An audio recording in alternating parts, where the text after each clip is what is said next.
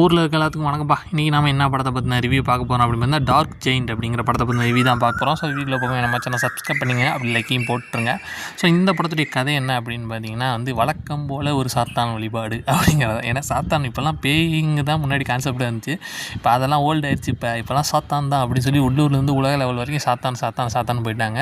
So இதுவும் ஒரு வழக்கமான ஒரு சாத்தான் படம். என்ன கதைன்னா ஒரு சாத்தான் சிலை.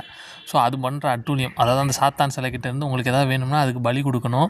ஸோ இந்த மாதிரி ஒரு விஷயத்த முதல்லே காட்டிடுறாங்க. அதுக்கப்புறம் நம்ம பூர்வீக வீட்டுக்கு வர ஹீரோ அவங்க ஃபேமிலி. ஸோ அவங்க ஏன் அங்கே வராங்க, அதுக்கு முன்னாடி அவங்களுக்கு என்ன நடக்க போகுது அப்படிங்கிறத மீதி கதையாகவே எடுத்திருக்காங்க.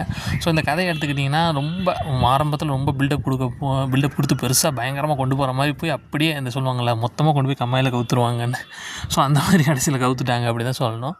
ஸோ சும்மா ஏதோ ஒரு ஏனாதானு ஒரு சாத்தான் படம் எடுத்தால் எப்படி இருக்கும் அப்படிங்கிற மாதிரி. சாத்தானுங்கிறது இப்போ ஜஸ்ட் கான்செப்ட் தான், பெருசாக ஹாரர் ஒர்க்கான மாதிரி எனக்கு தெரியல. கதையுமே பெருசாக இந்த மாதிரிலாம் தெரியலங்க. சும்மா ஒரு பேருக்கு ஒரு ஹாரர் மூவி எடுப்போம், ஹாரர் மூவின்னு பேர் வச்சாலே எல்லோரும் வந்து பார்த்துருவாங்கன்னு நினச்சிட்டு எடுத்தாங்களா எனக்கு தெரில. ஸோ அப்படிலாம் சொல்லக்கூடாது, படம் அப்படி தான் இருந்துச்சு. ஸோ எனக்கு அவ்வளோ ஒர்க் ஆகலை. ஒரு பிலாவரேஜ் மூவி தான். இதுக்கு எவ்வளோ ரேட்டிங் கொடுக்கலாம்னா 5க்கு ஒரு 2.6 வேணால் கொடுக்கலாம்.